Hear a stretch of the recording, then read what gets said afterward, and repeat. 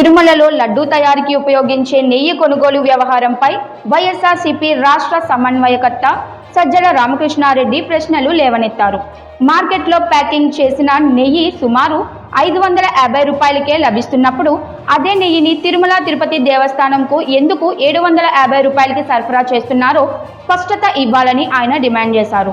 ఈ విషయంలో పారదర్శకత అవసరమని, భక్తుల నమ్మకానికి సంబంధించిన వ్యవహారాల్లో ప్రభుత్వం పూర్తి వివరణ ఇవ్వాల్సిన బాధ్యత ఉందని అన్నారు.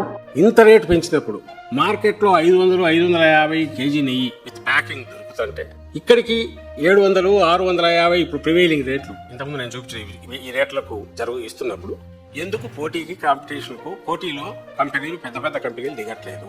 ఎందుకు రావట్లా? అన్ని సింగిల్ బిడ్లన్నా ఉంటున్నాయి, లేదంటే ఈ ముగ్గురు ప్లేయర్సే ఆడుతున్నారు. ఇక్కడ ప్యాటర్న్ బాగా క్లియర్ గా కనపడుతున్నది. మీరు దీంట్లో చూస్తే ఫస్ట్ లో కేఎంఎఫ్ కొద్ది రోజులు అయ్యాక రేటు పెంచుకుంటూ వచ్చేంత వరకు దాన్ని తీసుకొచ్చాక ఆ తర్వాత 2025 అక్టోబర్లో దానికి ముందు లోకల్ దీని కింద 599 రూపాయలకు సంగమం చేశారు. 3 కేటగిరీలు 599 రూపాయలు అనేది కూడా వీళ్ళు బయట మార్కెట్లో అమ్ముతున్న రేటుతో చూస్తే చాలా ఎక్కువ. మరి ఎందుకు రాలేదు తెలియదు. 3 టైమ్స్ పిలిస్తే ఎవరు రాలేదు. 4th టైం ఒక్క సంఘం ఒకటి వచ్చింది. దానికి 590 అంటే బాటా రేటు యాక్చువల్ 600 అనుకోవచ్చు. రూపాయి తగ్గితే ఏమవుతుంది? 600 రూపీస్ 599కి సంఘంకి ఇచ్చారు. సరే, సంఘం ఎవరిది నేను చెప్పాల్సిన అవసరంలా. ఆ సంఘం టీడీపీ సీనియర్ నాయకుడు ఆయన దుడిపాల నరేంద్ర గారిది. దానికి సంబంధించి చూస్తే ఎంత చేస్తే ఇక్కడ దాని స్టిపులేషన్ వచ్చి 1 lakh లీటర్స్ ఉన్నట్టుంది. 3 కేటగిరీస్ పెట్టేట్టుంది. 800 కిలోమీటర్స్ లోపల ఇక్కడైతే 4 లక్షల లీటర్ల ప్రొక్యూర్మెంట్ అని, నేషనల్ అయితే 2 లక్షల లీటర్ల procurement. Cow milk AP with in AP అయితే 1 lakh litres per day procurement cow milk. నాకు కాదు, మీ అందరికీ తెలుసు. మనం ఉండేది ఈయనే కూర్చున్నాం గుంటూరు. ఇక్కడ కౌ మిల్క్ లేదని.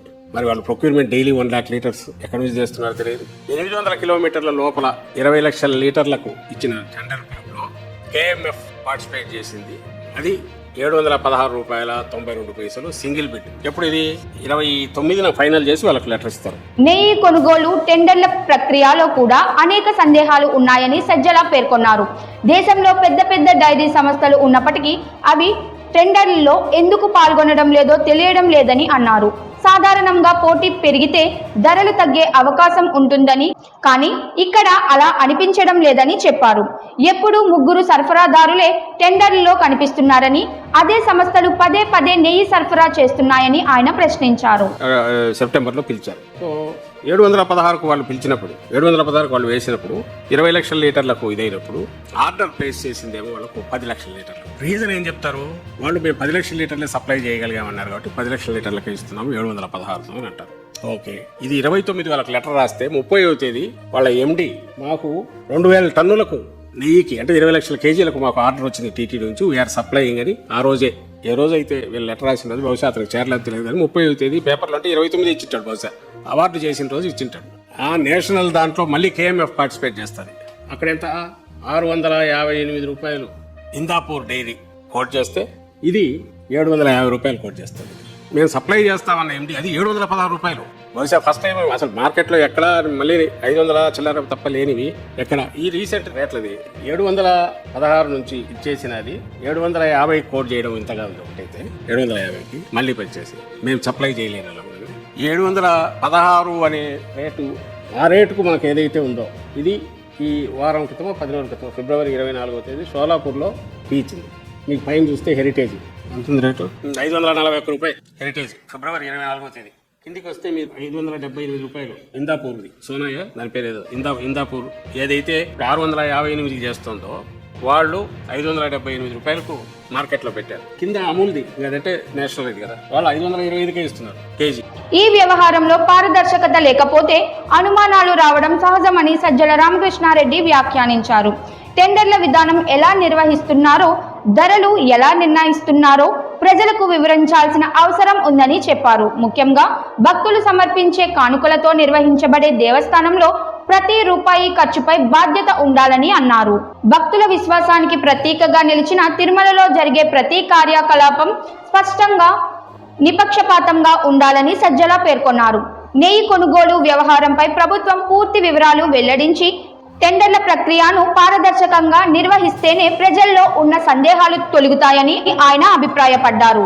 నెయ్యి ప్రివైలింగ్ రేట్లు నడుస్తున్నాయి మార్కెట్లో. 658కి ఇచ్చిన ఇందాపూర్ ఏదైతే ఉందో అది కూడా ఇంతకుముందు మళ్ళీ మళ్ళీ అది కాస్ట్ ఆఫ్ రిపిటేషన్ మళ్ళీ నేను రిపీట్ చేయక తప్పదు. ఎందుకంటే ఇందాపూర్ అది మాకేం సంబంధం లేదు అనడానికి లేదు, హెరిటేజ్ దానికి సంబంధం ఉంది. అది ఇందాపూర్ ఫిబ్రవరిలో మనకు ముందు తెలియదు, మేము బయట పెట్టేంత వరకు వైఎస్ఆర్ కాంగ్రెస్ పార్టీకి సంబంధించిన వాళ్ళు లేదంటే తర్వాత మీ పార్టీ టేకప్ చేసి బయట పెట్టేంత వరకు చాపకెళ్తే ఇలా గుట్టుగా నడుపుకుంటున్నారు. బయట పెట్టి ఫిబ్రవరిలో మనం పెట్టగానే వారం రోజుల్లో వాళ్ళ మ్యానుఫ్యాక్చరింగ్ యూనిట్ హెరిటేజ్ వెబ్సైట్లోనే వాళ్ళ మ్యానుఫ్యాక్చరింగ్ యూనిట్గా ఇందాపూర్ చూపిస్తే ఏదైతే సోనాయా బ్రాండ్ దానికి సంబంధించి జస్ట్ 1 వీక్లో దాన్ని తీసి కో మ్యానుఫ్యాక్చరింగ్ యూనిట్ అని మార్చారు. మళ్ళీ ఎందుకు మార్చాల్సి వచ్చింది? అంత దాపరికం ఎందుకు ఉలిక్కి పడినారు? అంతకు మార్చడానికి 1 రోజు ముందు 2 రోజుల ముందు నేషనల్ వైస్ ప్రెసిడెంట్ తను రాజీనామా చేసి పంపించేశారు. ఎందుకు పంపించారో తెలియదు. 716 ఎక్కడి నుంచి వచ్చింది నాకు అర్థం కావట్లేదు. 475కు డిసెంబర్లో 24లో సప్లై చేసిన సంస్థ 8-9 నెలల్లో కరెక్ట్ 9 నెలల్లో 716 చేయడం ఎట్లయింది? నేను పాల రేటు పెరిగిందా? ఇంకా నాకు తెలిసి ఈ మధ్య జీఎస్టీ కూడా తగ్గినట్టుంది, 5% ఇవ్వబడినట్టు. 12 నుంచి ఇంకా పాల రేటు పెరగల, పెరిగితే రూపాయి పెరిగిండొచ్చు. పోనీ మార్కెట్లో ఏమైనా 1000 రూపాయలకి నెయ్యి అమ్ముకుంటారా అంటే 500 చిల్లరకే అమ్ముతున్నారు. మరి ఈ పరిస్థితిలో ఒకేసారి 475 నుంచి KMF 716 చెప్పడం ఏంది?